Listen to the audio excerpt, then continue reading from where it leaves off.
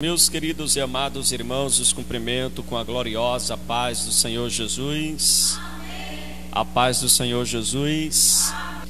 Abra sua Bíblia, por gentileza, na primeira epístola do apóstolo Paulo aos Tessalonicenses, capítulo de número 4, do verso 1 até o verso de número 8. Glória a Deus. Deus tem uma palavra para os nossos corações nesta noite.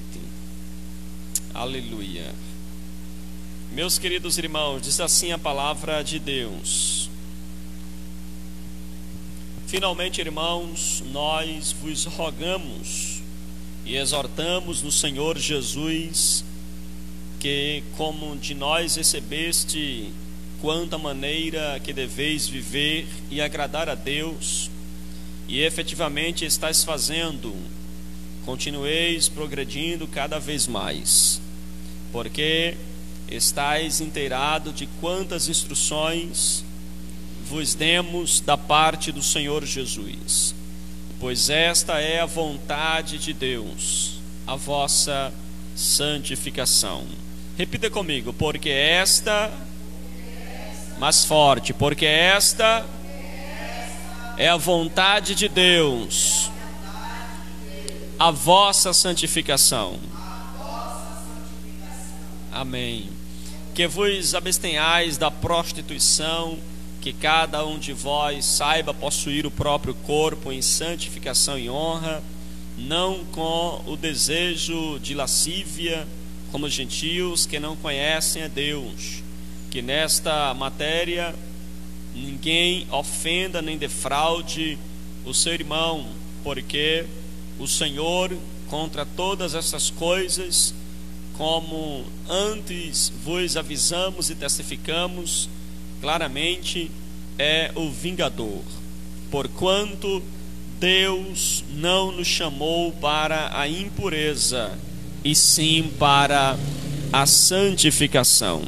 Dessarte, quem rejeita estas coisas não rejeita o homem, e sim a Deus, que também vos dá o seu Espírito Santo. Amém? Podem sentar, meus irmãos, em nome de Jesus. Hoje nós vamos falar sobre buscando a santificação.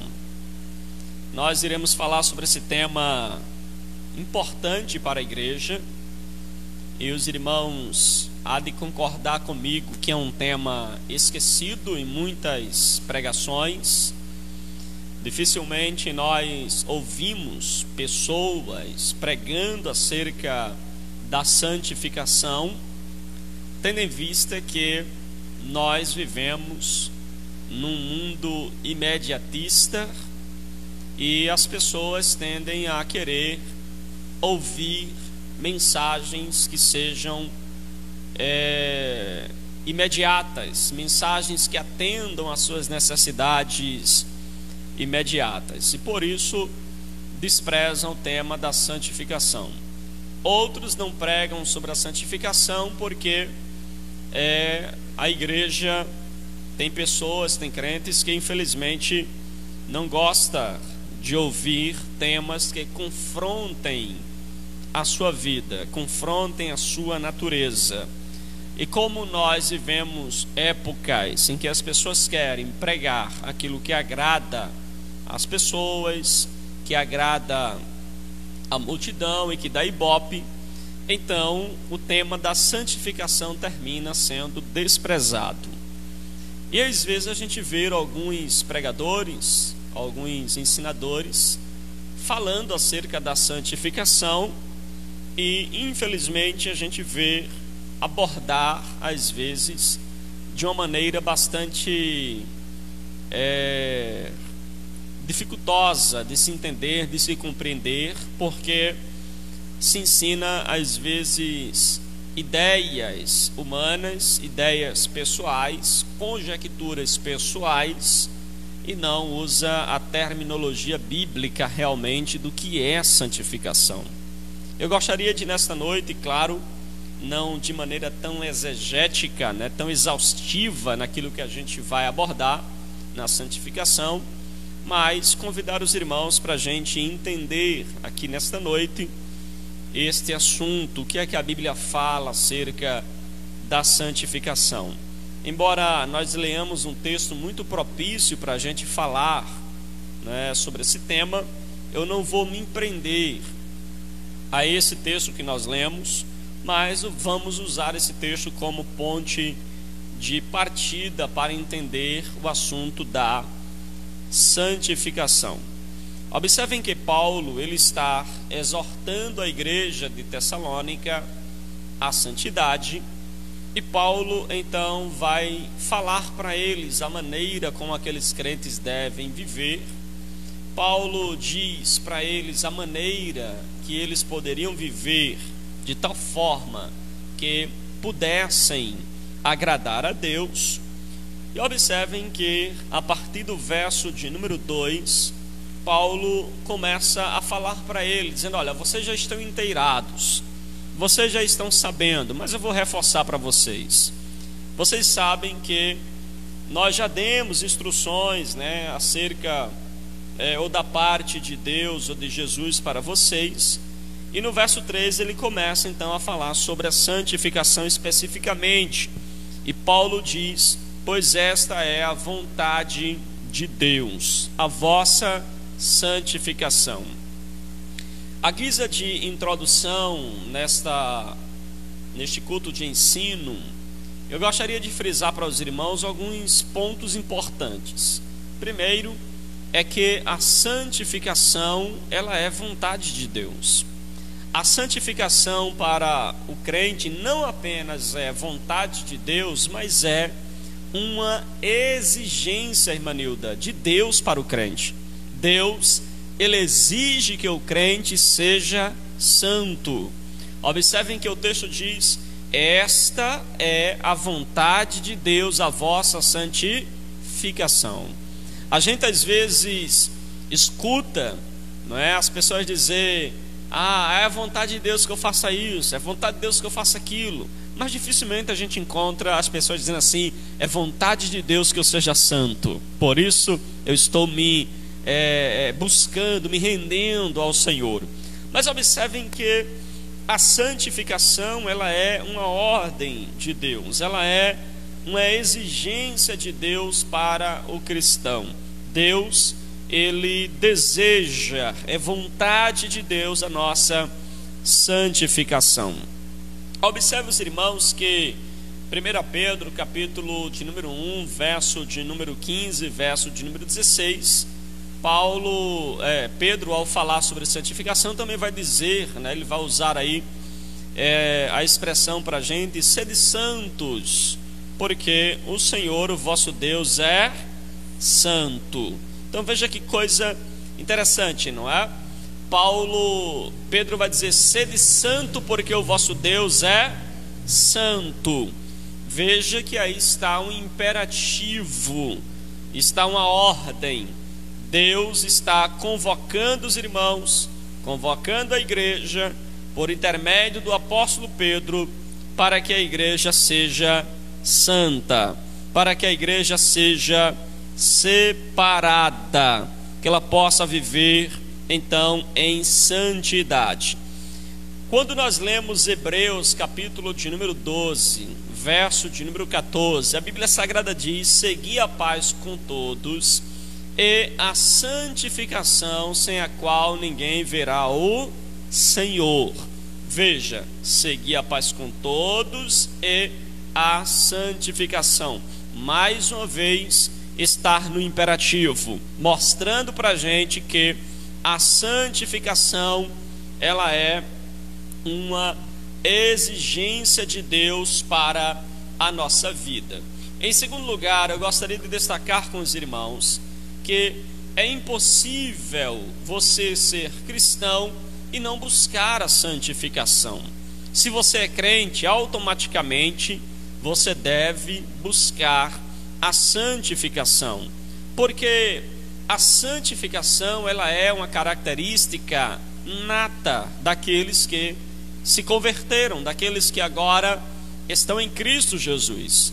Observem que quando nós entramos na fé, na caminhada cristã, começa então em nossa vida um processo de santificação. A justificação, ela é automática, não é? Quando você confessa Cristo como seu Senhor, a justiça de Cristo, ela é imputada sobre você, e aí acontece a justificação. Você é declarado justo. A escolha de Deus, ela é antes da fundação do mundo. Mas observem que a santificação, ela é um processo. Ela inicia na conversão e só termina na glorificação. Só termina quando o crente for arrebatado para estar para sempre com o Senhor. Aí entra-se então o processo da glorificação. Mas enquanto nós estivermos aqui, nós então devemos buscar a santificação. As irmãs que estão aqui sabem, né, que no bolo existem ingredientes que são essenciais, não é assim? Tem ingredientes que é secundários, é opcional, você bota ou não. Como por exemplo o sabor do bolo, você pode botar chocolate, pode ser de maracujá, pode ser de laranja, de cenoura, de tantos outros sabores. É opcional fazer sabor X ou Y, mas a gente sabe que existem ingredientes no bolo que é essencial. Por exemplo, a farinha, não é? Seja ela de trigo, ou de milho, ou de mandioca, ela é essencial para o bolo, não é assim? O ovo, pode faltar ovo no bolo? Também é essencial, não é assim, irmãs? O ovo também é essencial no bolo. Sem a farinha e sem o ovo, não é bolo. Concorda comigo? Porque ele precisa ter esses dois ingredientes, que é ingredientes essenciais. Existem outros também ingredientes que são essenciais ao bolo. E existem aqueles ingredientes que não são essenciais, como por exemplo, o que a gente falou aqui sobre o sabor do bolo. Se vai ser de maracujá, se vai ser de laranja, se vai ser de cenoura. São ingredientes que não são essenciais. Na vida do cristão não é diferente. Existem coisas na vida do cristão que é essencial ter, e tem coisas que não são essenciais. Por exemplo, de igreja para igreja, há coisas que não são essenciais. Tem igreja que o crente tem, que a mulher tem que usar a calça comprida. É uma exigência da igreja, mas não é algo essencial. Se aquele irmão ou aquela irmã não usar a calça comprida, isso não desqualifica aquela pessoa como um cristão ou não. E nem qualifica nem desqualifica. Então veja que existe coisas na vida do cristão que não é essencial. Vai mudar de igreja para igreja, vai mudar de denominação para denominação. Como a nossa doutrina é uma série, né, falando sobre usos e costumes, e hoje a gente vai encerrar essa série. Então veja que de uma igreja para outra, usos e costumes mudam. E isto é coisas que não são essenciais. Agora tem coisa na vida do cristão que é essencial. Não importa se ele é batista, não importa se ele é assembleano, não importa se ele é presbiteriano, não importa qual que seja a sua denominação. Tem coisas na vida do cristão que é essencial. Não pode faltar jamais. Se faltar, logo a gente percebe que ele não é cristão, porque é parte essencial na vida do crente. Pastor, o senhor pode citar algumas coisas que são essenciais na vida do crente? Posso. Não dá, irmãos, para você ser crente e você permanecer na mentira, por exemplo. Mentir ou permanecer na mentira é uma incoerência para quem é cristão. É uma incoerência para quem está em Cristo Jesus. Não podemos ser cristão e ao mesmo tempo ser uma pessoa mentirosa. Por que não posso, pastor? Porque uma coisa exclui a outra. Uma coisa é incongruente com a outra. São excludentes. Ou você é crente e anda na verdade, fala a verdade, diz a verdade, ou você não é crente, vive na mentira, diz a mentira, anda na mentira, fala o que é mentira. Então, a verdade santidade na vida do crente, ela é essencial. Quer ver outra coisa? O crente não pode, uma pessoa não pode ser cristã e ao mesmo tempo ser uma pessoa entregue à prostituição, à lascívia, à luxúria. Não pode viver uma vida imoralmente na área sexual, imoral na sua vida secular. Não pode, porque é incoerente. Ou você é cristão e vive uma vida santa e separada para Deus, ou é incoerente você dizer que é cristão e ainda assim viver na vida promíscua, na vida de prostituição, na vida de luxúria ou de lascívia. Não podemos ser cristão e ser sem caráter. Às vezes a gente, na força do momento, a gente diz assim, mas que crente sem caráter, não é? Mas na verdade, irmãos, ou ele é crente ou ele não tem caráter, não é? Se ele é crente, ele tem caráter. Se ele não é crente, não tem caráter. No caso da situação, não estou falando aqui que uma pessoa que não seja crente não tenha caráter. Tem pessoas que não são crentes, são ótimas pessoas, né, falando da sua vida moral.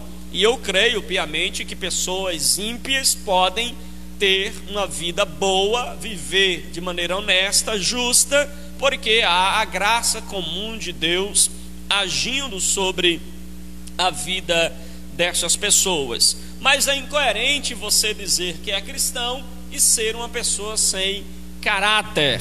É incoerente você dizer que é cristão e você viver nas trevas. Veja, não tem coerência você dizer que é luz e ao mesmo tempo estar nas trevas. Não tem coerência.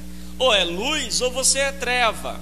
Ou você é sal ou você não salga. Então veja que há coisas na vida do cristão que ela é essencial. Os irmãos compreenderam? Diga amém. Não pode faltar. Eu poderia citar muitas outras coisas que são essenciais. Veja que eu estou falando de coisas essenciais. Isso que eu citei aqui para os irmãos, não importa a denominação dele. Ele tem que ter, né, uma vida de caráter, uma vida separada, uma vida santa, uma vida que realmente o caminho que ele trilhe seja o caminho da verdade. Então veja que são coisas essenciais na vida do cristão. Agora, pastor, o que é santidade?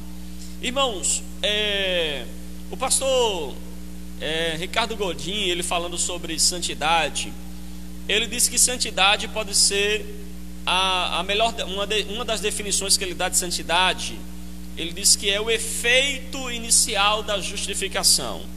Ou seja, ele diz que o efeito inicial da justificação de Deus em nossas vidas, que engloba então esse momento da conversão, quando a gente então entra nesse processo de compreensão de quem é Deus, do que Ele fez por nós, do sacrifício que Ele fez por nós. Aí então a pessoa passa agora a ser considerada justa pelos méritos de Cristo. Então veja, quando você aceita ou declara a sua fé em Cristo, você passa pelo processo da justificação.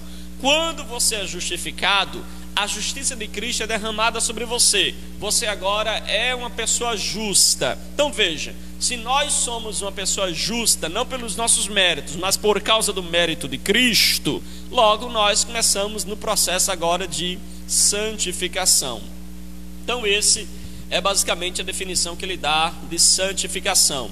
E aí, uma vez que nós somos justificados, vamos agora gradualmente sendo transformado, vamos ter a natureza transformada para nos conformar à imagem da pessoa de Jesus Cristo.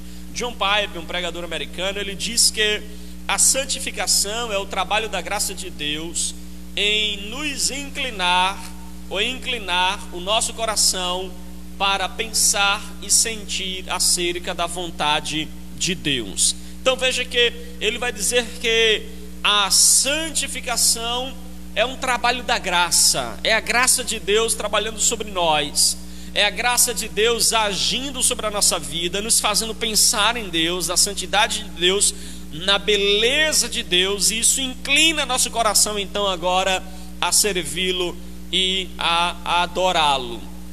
Agora, como se dá então este processo de santificação na vida do cristão? Como se dá este processo, irmãos, da santificação? Já que agora você foi justificado e começa esse processo, como é que se dá então esse processo?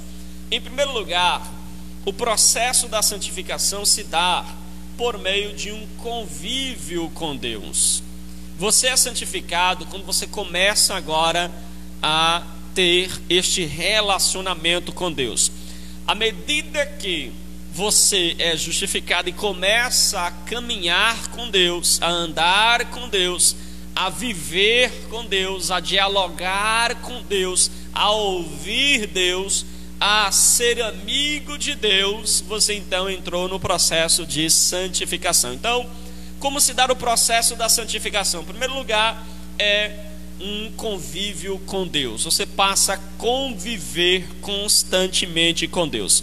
Para isso eu quero chamar a sua atenção para o texto que está em Gálatas capítulo 5, e eu quero convidá-lo a abrir a sua Bíblia comigo para a gente acompanhar esse texto a partir do verso de número 16. Você está em Tessalonicenses, volta um pouquinho aí, vai achar o livro de Gálatas, capítulo de número 5, verso de número 16. Diz assim a palavra de Deus: digo, porém, andai no Espírito e jamais satisfareis a concupiscência da carne. Então, irmãos, quem anda no Espírito, quem agora anda na direção do Espírito, na versão NVT vai dizer que digo, porém, se vocês forem guiados no Espírito, jamais vão se inclinar para as obras da carne, para os desejos da carne. Então Gálatas 5, verso 16 nos ensina que nós devemos ser guiados pelo Espírito Santo de Deus. Quando você anda na direção do Espírito de Deus, logo você vai vencer, em primeiro lugar, as obras da carne. Observem que Paulo vai tratar aqui em Gálatas sobre o Espírito, andar pelo Espírito e andar segundo as obras da carne. E perceba que há uma briga constante na vida do cristão entre o Espírito e a carne. Observem que há um ringue dentro de nós, onde o Espírito está constantemente brigando com a carne. Há uma disputa, e Paulo diz que essa disputa é tão grande que chega um momento que você já não sabe mais o que fazer, já não sabe mais a atitude que tomar, porque você já não sabe mais qual será o seu querer, porque há uma briga constante entre o Espírito e a carne. Veja isso no verso de número 17: porque a carne milita contra o Espírito e o Espírito contra a carne, porque são opostos entre si, para que não façais o que porventura seja o vosso querer. Veja, a briga entre eles é justamente pelo controle da nossa vida. E se você se inclinar para a carne vai dominar você. Mas se você andar guiado pelo Espírito, inclinando-se para o Espírito, cedendo para o Espírito, você vai ver que você vai vencer a carne. Você vai vencer o que da carne? Veja que Paulo fala no verso 18: mas se sois guiado pelo Espírito, não estáis debaixo da lei. E ele fala no verso 9: ora, nas obras da carne, as obras da carne são conhecidas, e são prostituição, impureza, lascívia, idolatria, feitiçarias, inimizades, porfias, ciúmes, iras, discórdias, dissensões, facções, invejas, bebedice, glutonarias e coisas semelhantes a essas, a respeito das quais vos declaro, como já outrora vos anuncieis, que não herdarão o reino de Deus aqueles que tais coisas praticam. Então veja que Paulo, ele cita para a gente aqui as obras da carne. E se nós formos guiados pelo Espírito Santo, ou seja, andarmos então com Deus, andarmos com o Espírito, passarmos a ter esse relacionamento com o Espírito Santo de Deus, nós iremos vencer as obras da carne. Agora veja Gálatas, ainda dando continuidade, capítulo 5, verso de número 22. Se você passa a andar no Espírito e você vence as obras da carne, agora você vai então ter como resultado o fruto do Espírito Santo. E qual é o fruto do Espírito Santo?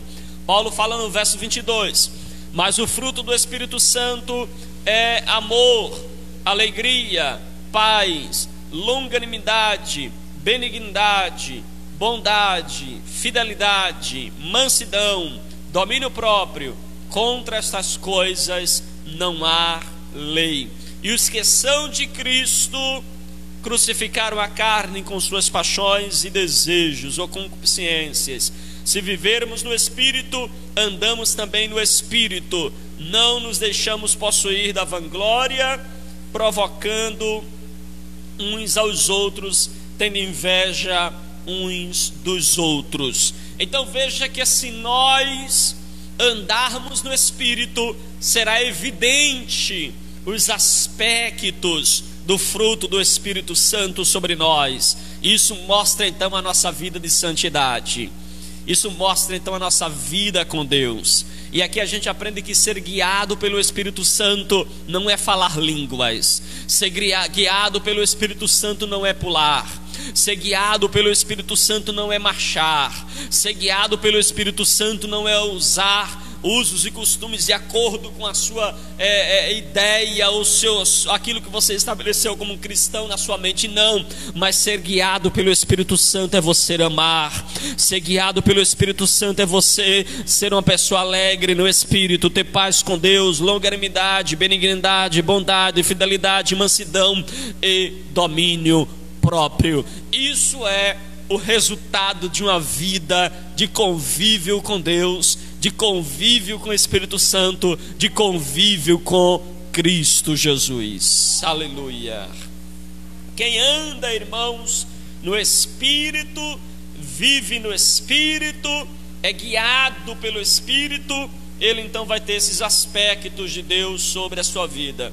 Então aqui nós temos que o primeiro processo da santificação é justamente esse convívio com Deus, esse relacionamento com Deus.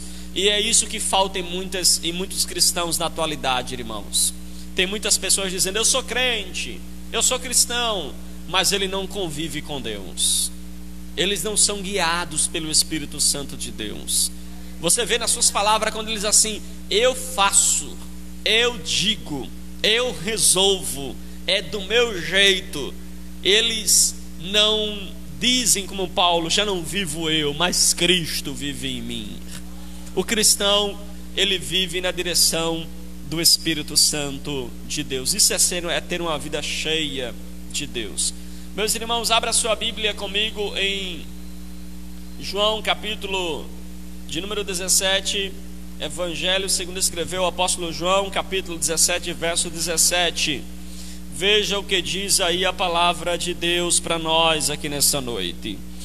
Santifica-os na verdade, a tua palavra é a verdade. Santifica-os na verdade, a tua palavra é a verdade.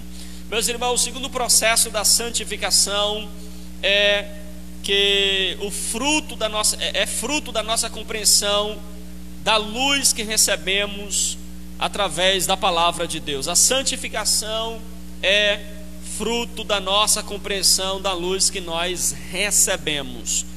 Pastor, e que luz nós recebemos? A palavra de Deus. Santifica-os na verdade, a tua palavra é a verdade.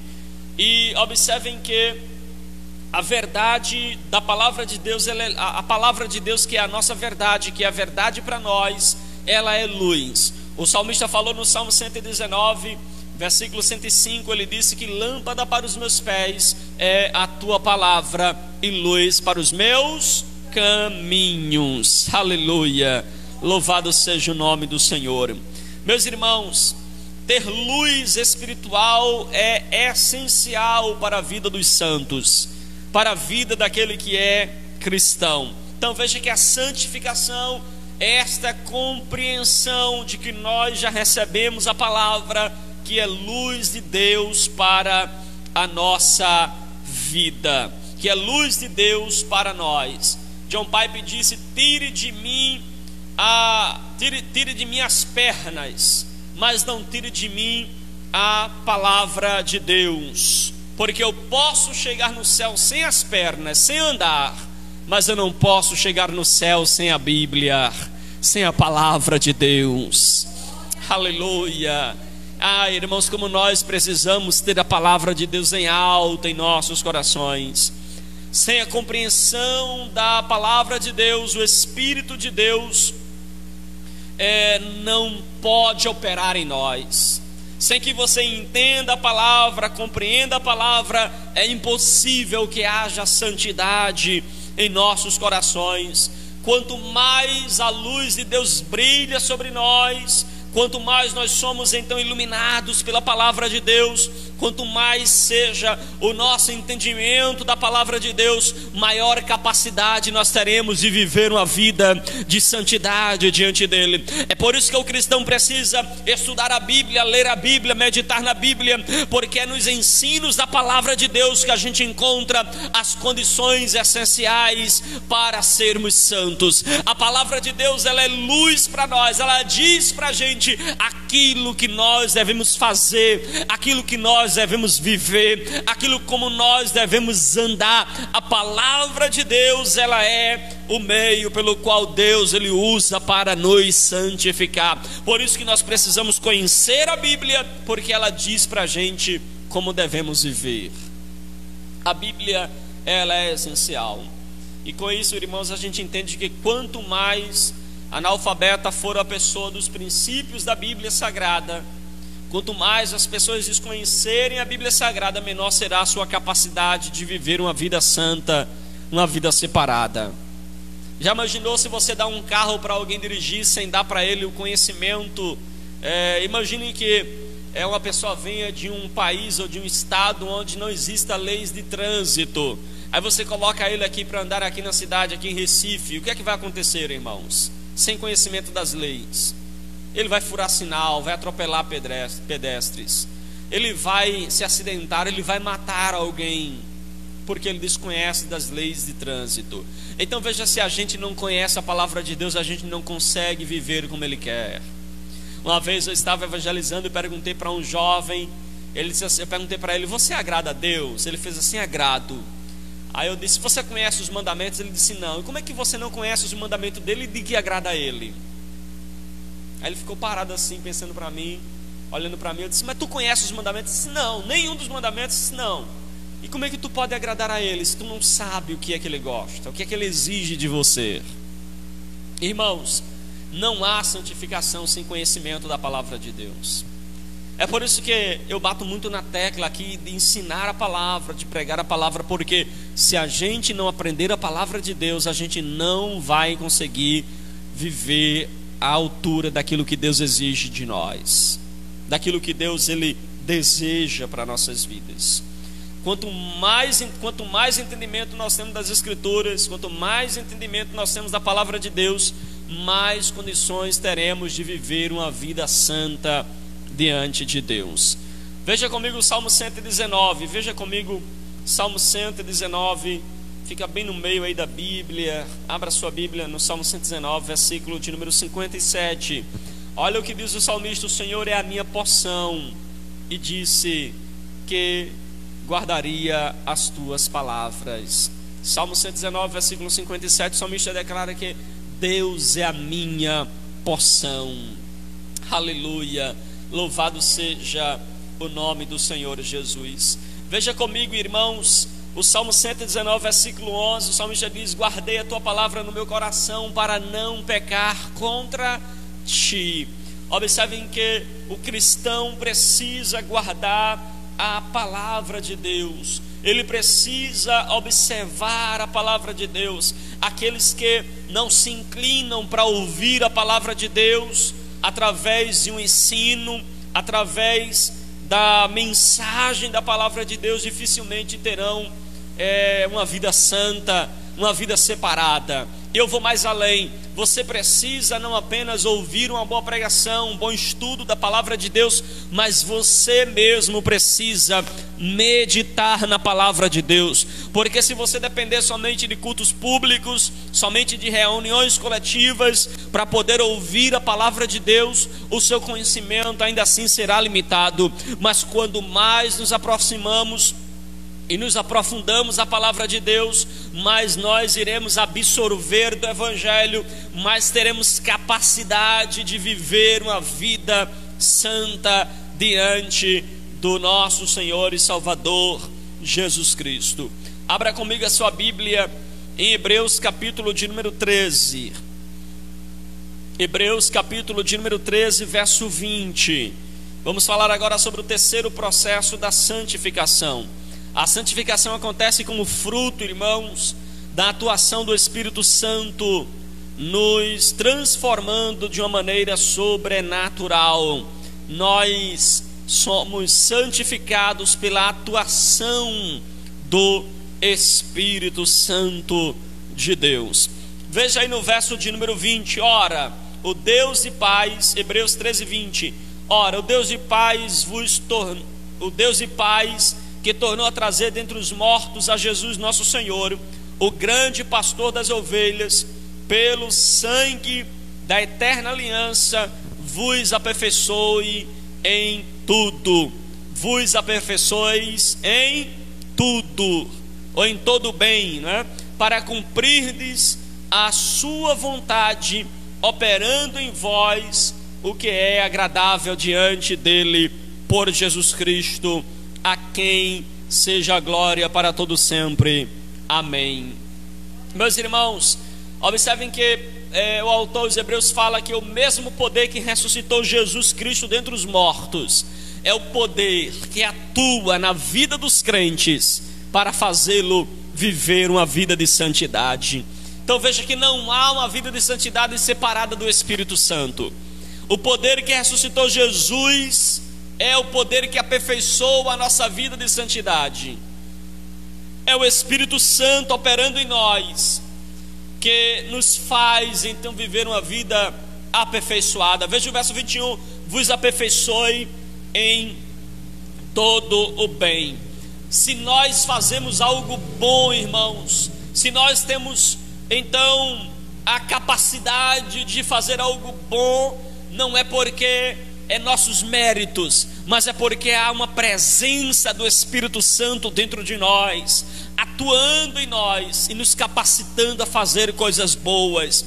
A santificação acontece exatamente com essa atuação do Espírito Santo dentro de nós. Às vezes a gente tem o hábito de dizer, não é, para as pessoas aquilo que ela deve fazer para ser santa, achando que ela pode pelo seu próprio esforço alcançar a santificação. Mas observe que a nossa parte no processo da santificação é se inclinar ao Espírito Santo, é crer que o Espírito Santo está atuando em nós, é deixar que Ele assuma o controle da nossa vida, porque o Espírito Santo atua em nós dia e noite, nos transformando de uma maneira sobrenatural, nos aperfeiçoando para praticarmos aquilo que é bom, aquilo que é agradável, e vivermos uma vida que honra o nome santo de Jesus Cristo de Nazaré. Aleluia. Em resumo, meus irmãos, é o Deus de paz, é o Espírito Santo que opera em nós a santificação. O mesmo poder que ressuscitou Jesus dentre os mortos é que nos aperfeiçoa. Aleluia. Se você consegue viver uma vida santa, saiba que não é você, é o Espírito Santo quem te aperfeiçoa. Aleluia. É o Espírito Santo quem nos capacita. Veja comigo em Romanos capítulo de número 15. Volte a alguns livros aí, veja Romanos 15, verso 16. Romanos 15, verso de número 16. Aleluia.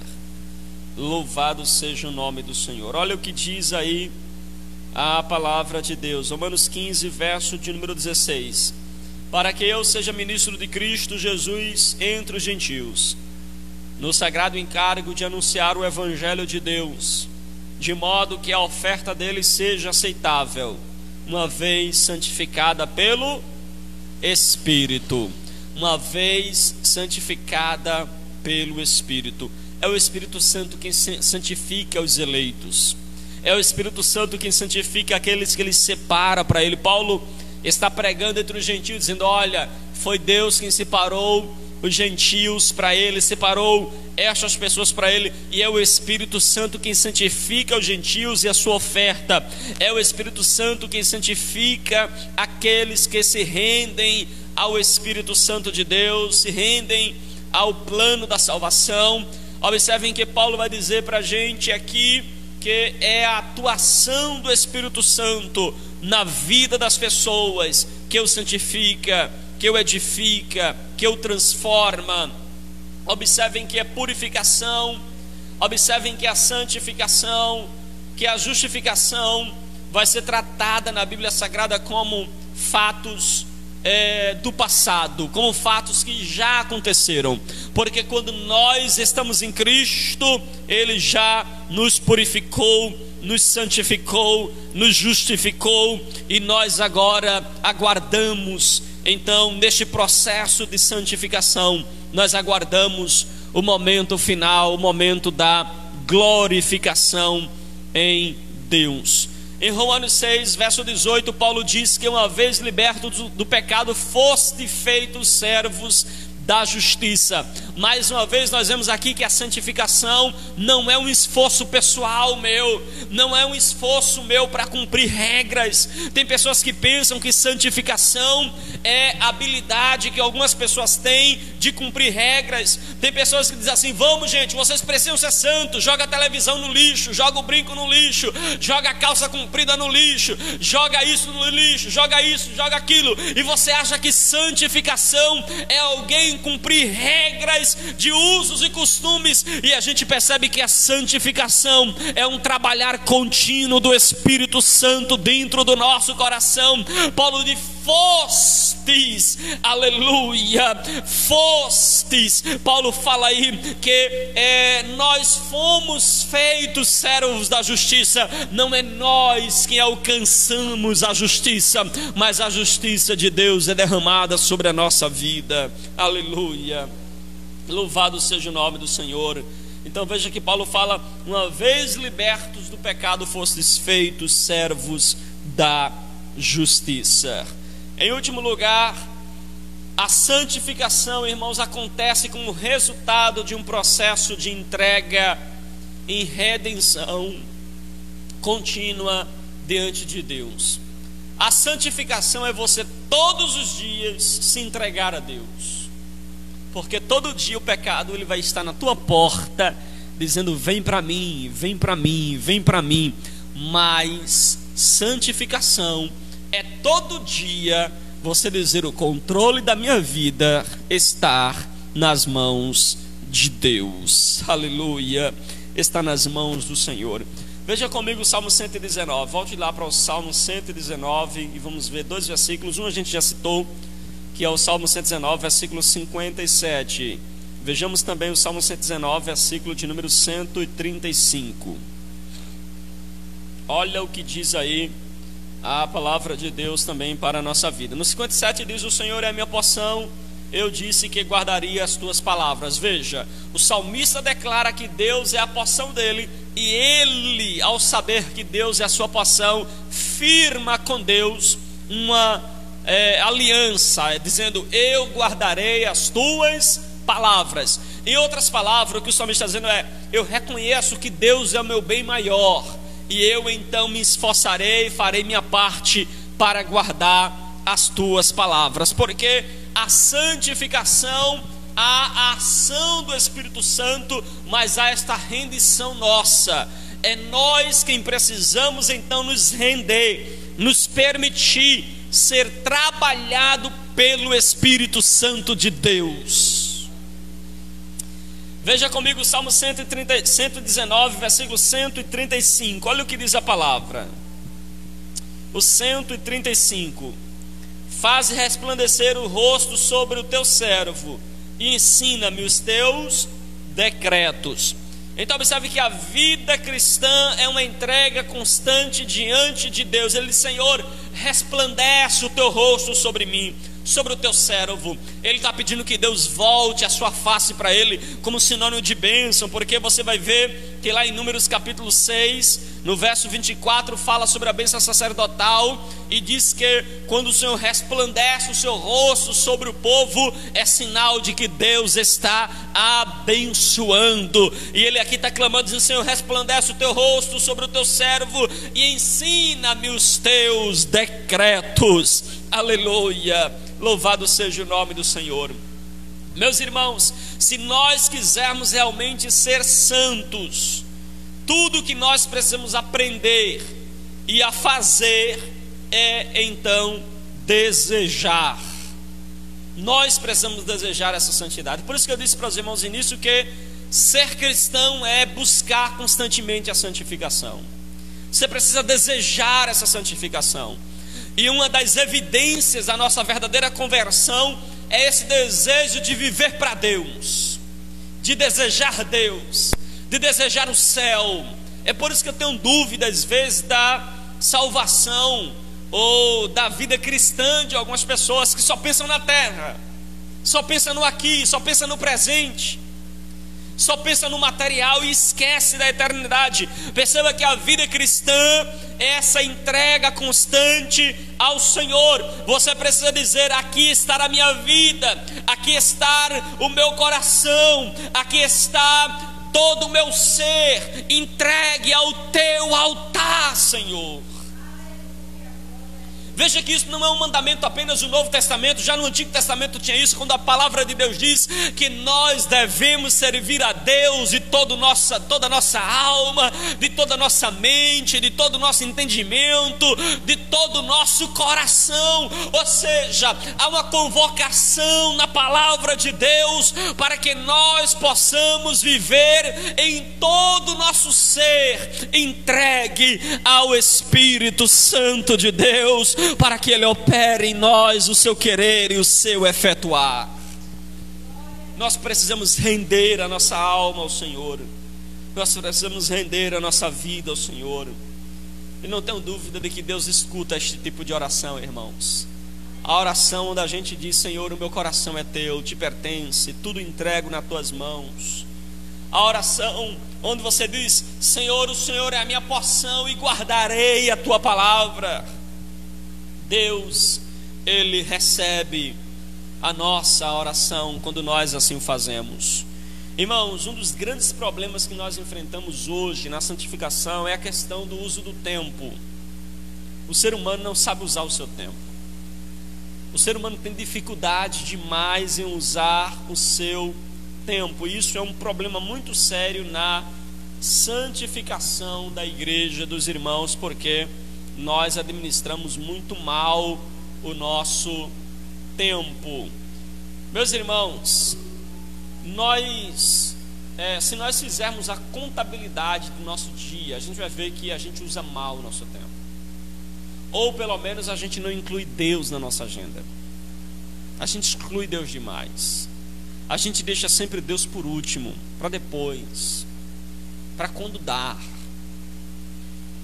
Vamos fazer aqui uma avaliação do nosso dia. Vamos partir aqui de um dia de uma pessoa que trabalha, de uma pessoa que tem família, de uma pessoa que pega ônibus, de uma pessoa que vive essa correria. Eu não quero nem falar daqueles que têm mais tempo do que esses que trabalham. Mas vamos partir do princípio daqueles que trabalham. Primeiro eu gostaria de destacar que todo cristão, todo mundo tem 24 horas, concorda? Né? Seja o irmãozinho lá, né, do cantinho, ou o presidente dos Estados Unidos, eles gozam de 24 horas por dia. Seja o pastor, seja o membro, ou seja o presidente, eles gozam de 24 horas por dia. Nós temos 24 horas disponível para a gente. Agora, observem que a maneira como nós usamos essas 24 horas. No comum se diz que a gente dorme 8 horas, não é? Deve dormir de 6 a 8 horas. Vamos dizer que você durma 8 horas. Estou botando mais, né? Tem gente que nem dorme isso, né? Eu particularmente durmo 6 horas por dia. Já há anos que eu faço isso, né? Às vezes, uma vez ou outra que eu durmo 8. Mas vamos dizer que a gente durma 8 horas por dia. Ficamos com quantas horas do nosso dia? 16 horas, não é? Agora imaginem que das 16 horas você trabalha 8. Você ficou com quanto? Com 8 horas. Das 8 horas você se trabalha, né? Vai pegar ônibus, vai depender de trânsito, gasta 2 horas de percurso, né? Para ir e voltar, talvez 2 horas de percurso ou mais. Mas vamos dizer 2 horas. Você ficou com quantas horas? 6 horas. Como você acorda, você vai fazer sua higiene pessoal, vai ter o período de almoço durante o dia, os cuidados, né? Vamos dizer que você gasta mais 2 horas para fazer isso. Você ficou com quantas horas? 4 horas. Agora, de 24 horas, você tem 4 horas aí que a gente deixou, né? Ao somar aí trabalho, percurso de trabalho, casa, almoço, algumas coisas assim, você ficou com 4 horas. Agora você sabe como é que a gente gasta essas 4 horas? Você sabe como é que a gente gasta? Eu vou tirar mais um aí de graça, né? Vamos contar que 1 hora aí seja aquele momento que você fica lá na fila do banco, né? Que até ali dá para aproveitar. Mas ficou com 3 horas. O que é que a gente faz com essas 3 horas, irmãos? O que é que a gente faz? Geralmente as pessoas nessas 3 horas não leem a Bíblia, não oram, não buscam a Deus. Dificilmente a gente gasta essas 3 horas pensando em coisas celestiais, em coisas eternas. Observe que nós não gastamos às vezes essas horas pensando em valores espirituais, pensando em valores eternos. E observe que isso é um problema. Sabe por que é um problema? Porque se você passa a semana inteira se preocupando apenas com as coisas desta vida, dessas coisas aqui, e em casa você não separa nem um dia, 5 minutinhos, 10 minutinhos para ouvir um hino, para louvar, para ler a Bíblia, para escutar a Bíblia, pelo menos escutar a Bíblia, né, em áudio, ouvir uma mensagem bíblica, bíblica realmente, né? Você de alguma forma pensar. Se você não faz isso, sabe o que é que acontece? Você passa semana, meses, às vezes 15 dias sem ter esse contato em pensar no que é espiritual. Aí sabe o que é que acontece depois de 15 dias, depois de um mês? Aí você vem à igreja no domingo e você fica um pouco com tédio do culto. O culto fica enfadonho para você. Por quê? Porque não faz parte da sua rotina espiritual. Coisas espirituais não faz parte da sua rotina. O que faz parte da sua rotina é coisa material. Perceba que isso vai causando em nós uma falta de sensibilidade. Uma pessoa que passa a semana inteira, irmão, sem pensar no espiritual, sem pensar em valores espirituais, não espere chegar no domingo de noite, por melhor que seja a mensagem, por melhor que seja o hino cantado, você voltar à sua sensibilidade. Dificilmente. Somente Deus agindo de maneira soberana para poder ressuscitar essa pessoa, dar vida para essa pessoa. Esse é o nosso problema hoje, porque tem crentes que só se alimentam no culto e às vezes nem vêm para o culto. Como vai se alimentar?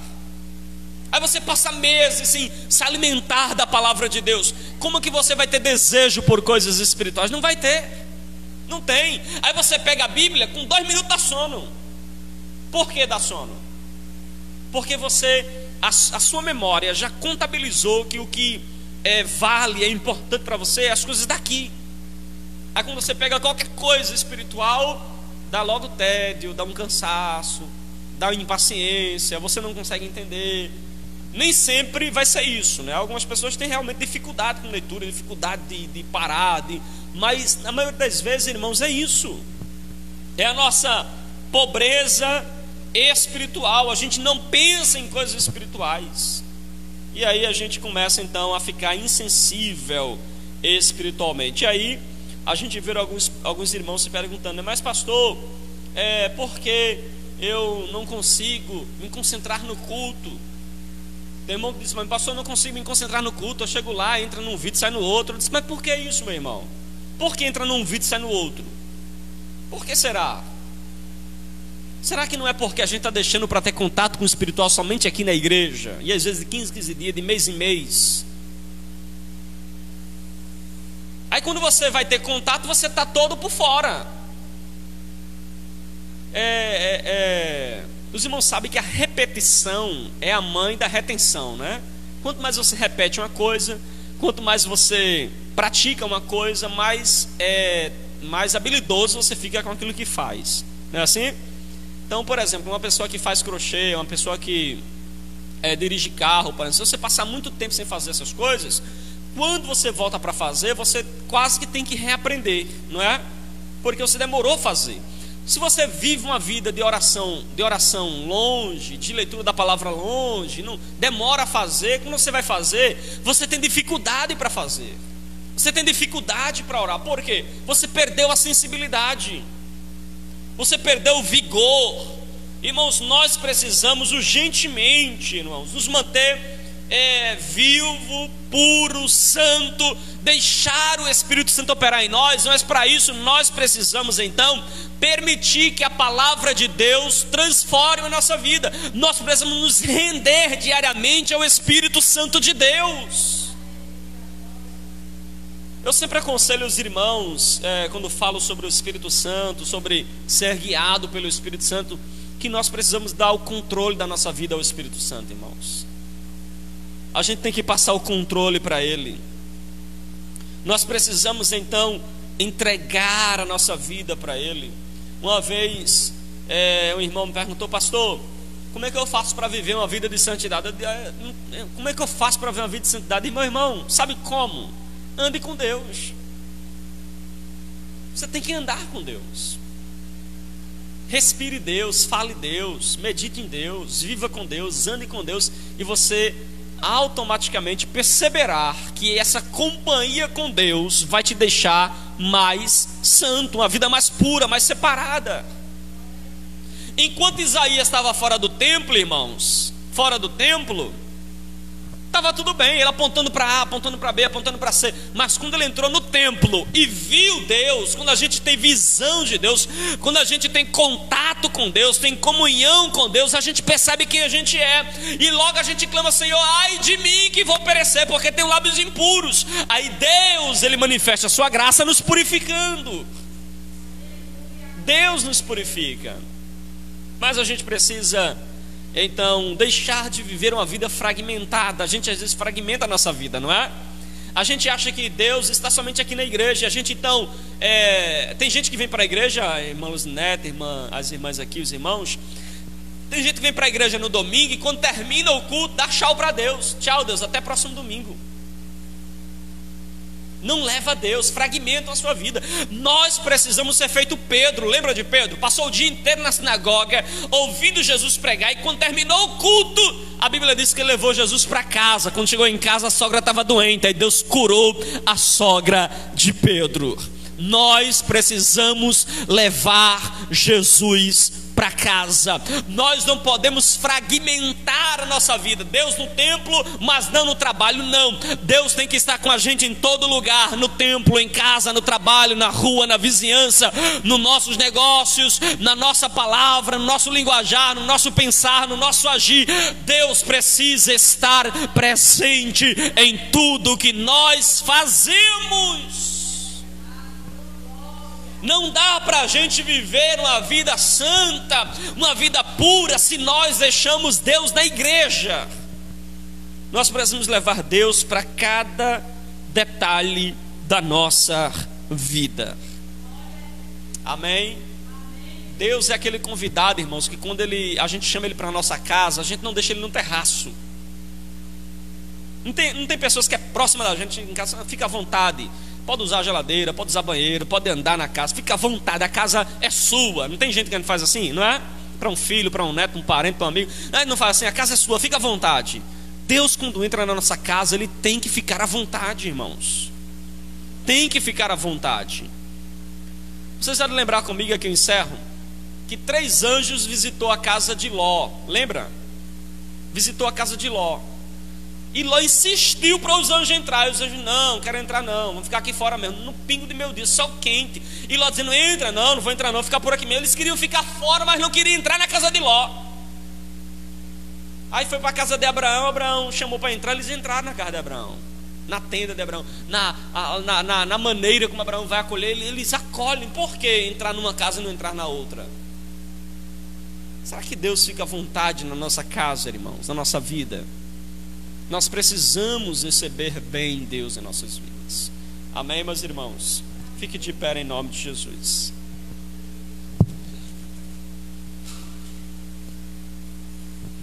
Próxima semana, permitindo Deus, nos nossos próximos estudos, estaremos assim ministrando também com os irmãos um novo tema, né, uma nova exposição para a glória de Deus. Espero que os irmãos tenham aprendido, né, da palavra de Deus nessa noite, tenham desfrutado então do conhecimento das verdades de Deus e possam ser ricamente abençoadas, né, e abençoados por estes ensinamentos. Aqueles que tiverem dúvidas acerca de usos e costumes, né, você pode acessar o nosso YouTube, e lá vai ter uma playlist somente sobre usos e costumes. Tem lá várias mensagens que com certeza será muito edificante para a vida dos irmãos. Amém? Vamos orar agradecendo ao Senhor. Bendito Deus, Pai eterno, Pai querido, graças te damos por esta oportunidade. Despede-nos em paz nesta noite, leva-nos em segurança até nossa casa, que nós possamos, ó Pai, em teu nome crescer, amadurecer, viver uma vida de santidade, que a busca pela santidade seja contínua em nosso coração, sempre nos rendendo ao teu Espírito, para que ele possa nos moldar, nos transformar, sempre inclinando-nos para ouvir a tua palavra. Ó Deus, guia a nossa vida, para que possamos, à semelhança de Enoque, andar contigo, ao ponto de para ti ser tomado. Ó Deus, é o que nós te pedimos, e é o que nós te agradecemos, Senhor, em nome de Jesus.